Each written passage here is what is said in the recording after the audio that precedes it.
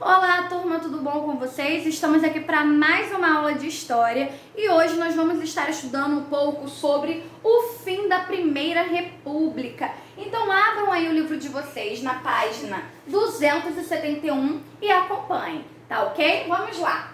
O fim da Primeira República. O predomínio político dos paulistas e mineiros durante a Primeira República gerou uma insatisfação de diversos grupos, Porque como eles tinham aí, a maior participação, os outros estados acabavam não participando dessas decisões políticas. E isso foi gerando grande insatisfação dos outros estados brasileiros. Esses grupos, eles pretendiam ter uma maior participação, ter uma participação mais efetiva dentro das decisões políticas do país. Em defender, para que os seus interesses também fossem defendidos, Afinal, parecia que somente Minas Gerais e São Paulo tinham aí os seus direitos, os seus interesses resolvidos politicamente. A aliança entre os paulistas e os mineiros, ela foi desfeita quando os políticos paulistas, ao invés de apoiar o candidato mineiro nas eleições presidenciais, eles lançaram o seu próprio candidato, que foi Júlio Prestes. Então, os mineiros, descontentes com essa situação, eles se aliaram-se aos políticos dos estados do Rio Grande do Sul e da Paraíba e formaram, assim, a Aliança Liberal. Essa aliança, ela lançou a candidatura do gaúcho Getúlio Vargas para as eleições presidenciais. As eleições, elas foram vencidas por Júlio Prestes, porém, os membros da Aliança Liberal não reconheceram a derrota, acusando os paulistas de terem cometido fraudes eleitorais. O que são fraudes, Fraudes são atos desonestos cometidos com a intenção de enganar alguém, ou seja, eles disseram que a eleição foi roubada. Então, sendo assim, antes que Júlio Prestes ele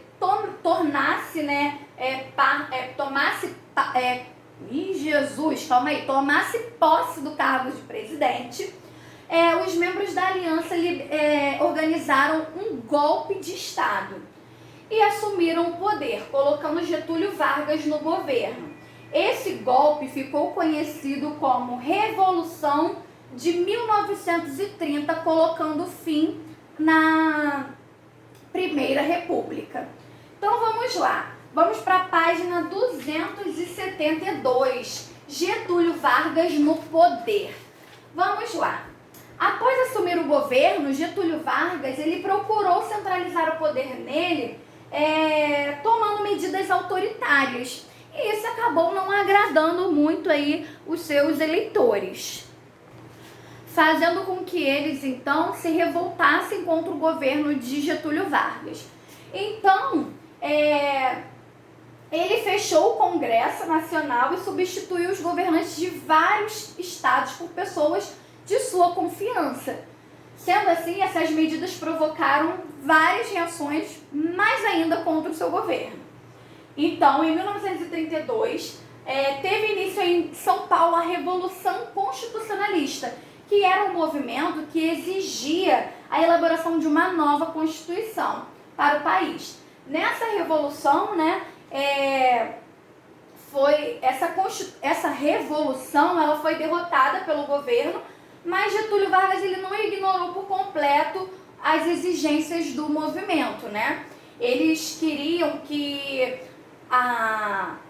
algumas mudanças fossem realizadas e na Assembleia Constituinte no ano seguinte, uma série dessas mudanças que eles exigiam foram aprovadas. Nós vamos ver quais mudanças foram essas, Foi instituído o voto secreto, foi regulamentado o voto feminino, as mulheres passaram a ter o direito de voto, o trabalho de pessoas menores de 14 anos foi proibido, tornou-se obrigatório e gratuito o ensino primário no país, algumas antigas reivindicações dos trabalhadores foram atendidas, como jornada de trabalho de 8 horas, diárias, descanso semanal remunerado e férias anuais também remuneradas.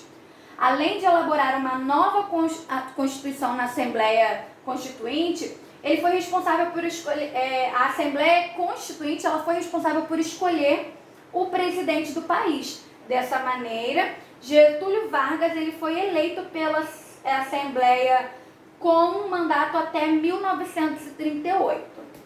Agora vamos para a página 273, na nossa primeira página de atividade. Leia o texto a seguir.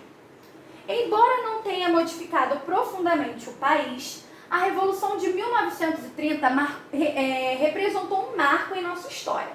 Isso porque durante a Primeira República, a economia era essencialmente agrária e girava em torno da exportação do café, enquanto o poder político estava centralizado nas mãos dos grandes cafeicultores, né? A famosa política do café com leite. Nos anos de 1920, a chamada política do café com leite estava com os dias contados. Com isso, os setores da economia não vinculados ao café, como aqueles ligados à produção e exportação de carne no Rio Grande do Sul, ficaram fortalecidos. Letra A. Como era a economia do Brasil durante a Primeira República? A economia do Brasil durante a Primeira República era essencialmente o quê? Agrária, tendo como principal produto o café. Letra B. Segundo a autora, por que a Revolução de 1930 representou um marco na história? Porque ela pôs fim à política do café com leite, né? Encerrando um ciclo em que a política brasileira era dominada pelos grandes cafeicultores. Então, por isso que teve esse marco histórico aí, né? Deixou de ser dominada apenas por 2 estados e dando assim, né, um direito de participação para todos nas decisões políticas.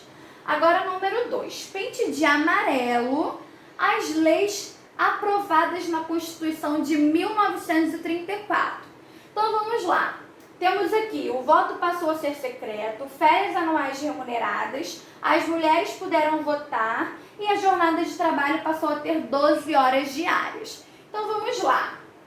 Uma lei que foi aprovada era de que o voto seria secreto. Então, vocês vão pintar essa opção de amarelo. Também foi aprovado que as férias seriam remuneradas. E também foi aprovado, né, o voto para as mulheres. Mas aqui no último, a jornada de trabalho passou a ser 8 horas diárias e não 12, como está aqui. Então, essa daí você não pinta, tá ok? Vamos para a próxima página. As mulheres na política. Nas primeiras décadas de república, né, as mulheres elas tinham pouco acesso à educação e quase nenhuma participação na política brasileira. Até a década de 1930, elas não podiam nem votar, se candidatar a cargos políticos. Então, nesse período, as mulheres passaram a se organizar e a lutar pelos seus direitos. Após muitos anos de luta, em 1934, finalmente a participação feminina na política foi regulamentada na Constituição. Então, dessa maneira, as mulheres elas passaram a ter o direito de se inscrever tanto como candidatas, assim como serem eleitoras. Então, no ano de 1920, surgiram vários grupos intitulados Ligas para o Progresso Feminino, que foram embrião da Federação Brasileira pelo Progresso Feminino, que teve um papel fundamental na conquista das mulheres do direito ao voto. A federação ela foi fundada em 1922 por Berta Maria Júlia Lutz, que liderou um movimento decisivo para a conquista do sufrágio feminino. Né? Sufrágio é o processo de escolha por votação. Em 1933, a médica paulista Carlota Pereira de Queiroz foi a primeira mulher a ser eleita deputada federal. Ela participou dos trabalhos da Assembleia Nacional Constituinte entre 1934 e 1935. Berta Lutz, ela foi líder na defesa dos direitos jurídicos da mulher, convidada pela deputada Carlota para trabalhar em conjunto na Constituinte. Em 1934, Carlota ela foi reeleita e na nova legislatura tomou posse a segunda deputada a segunda deputada brasileira, Berta Lutz. Então, ela foi a primeira, Carlota, ela foi a primeira mulher eleita como deputada federal, e em sua segunda candidatura, ela ainda puxou Berta Lutz também como deputada. Tá ok? Então, vamos para a próxima página. Temos aqui, vocês observem aí a fotografia. Essa fotografia mostra aqui, olha, Carlota como a primeira deputada federal do Brasil, olha. Você pode ver que ela é a única mulher sentada na cadeira junto com vários outros homens aqui representados, né, o poder legislativo aqui no Brasil, somente ela como deputada em meio a tantos outros políticos homens. Ao longo dos anos, a participação feminina na política, ela tornou-se cada vez maior, né? Atualmente, elas constituem a maior parte dos eleitores brasileiros, porém o número de candidatas a cargos políticos ainda é menor que o número de candidatos masculinos. Nas eleições municipais em 2016, por exemplo, cerca de 30% dos candidatos eram do sexo feminino. Ou seja, se nós temos aí 100% de candidatos, apenas 30 eram mulheres. Mesmo que um grande espaço na política tenha sido conquistado pelas mulheres, muito ainda precisa ser feito para que elas tenham uma representação maior na política brasileira para defender seus direitos e também o direito do povo. Gente, mas conquista maior nós já tivemos, né? Nós já tivemos aí a nossa presidente Dilma Rousseff como a primeira mulher presidente do Brasil, tá ok? Agora no número 1, vamos lá. Complete as frases com as palavras a seguir. Nós temos as palavras deputada, voto, Berta Lutz e conquista. Letra A. Até a década de 1930, as mulheres não tinham direito ao voto no Brasil. Letra B. A conquista de direitos políticos pelas mulheres só ocorreu após muitos anos de luta. Letra C. Berta Lutz foi uma das líderes do movimento que reivindicava os direitos para as mulheres. E letra D. Carlota Pereira de Queiroz foi a primeira deputada federal a ser eleita em 1933. Marque um X nas frases que representam apenas as informações corretas. Então vamos lá. As mulheres passaram a ter direito ao voto em 1910. Errado. Atualmente, a maior parte dos eleitores do Brasil é formado por mulheres. Verdadeiro. O número de mulheres que se candidatam a cargos políticos no Brasil ainda é menor que o número de homens. Também é uma afirmativa verdadeira. Agora, o número 3. Em sua opinião, por que é importante que as mulheres participem da política no nosso país? A participação da política no nosso país, a participação política das mulheres no nosso país, ela é importante para que elas possam ter maior representatividade na defesa de seus direitos e dos direitos do povo brasileiro, tá ok? Agora vamos para a explicação do nosso dever de casa. O número 1. Quem é o político em destaque? Vocês vão marcar a opção correta. É Jair Bolsonaro? É Getúlio Vargas? É Luiz Inácio Lula da Silva? Ou é Juscelino Kubitschek? Vocês vão marcar um X na resposta correta. Número 2, defina fraudes. Número 3, o que foi a Revolução de 1930? Vocês vão responder aqui.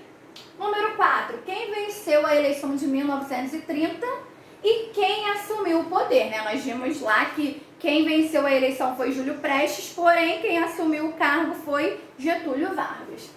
O que Getúlio Vargas fez ao assumir o governo? Vocês vão responder aqui. Número 6. O que foi a Revolução Constitucionalista? Número 7. Vocês vão pintar de orange, ou seja, de laranja, a definição correta de sufrágio. Sufrágio é o quê? É o processo de escolha por votação ou o processo de escolha por fraude. Vocês vão pintar a opção correta. Número 8. A luta das mulheres para reivindicar seus direitos no início do século XX foi importante? por quê? Vocês vão responder aqui também. Então, meus amores, essa foi a nossa atividade de hoje. Eu espero que vocês tenham entendido. Qualquer dúvida, perguntem e não se esqueçam de participar do nosso quiz, tá bom? Beijinho, beijinhos e até a próxima aula. Tchau!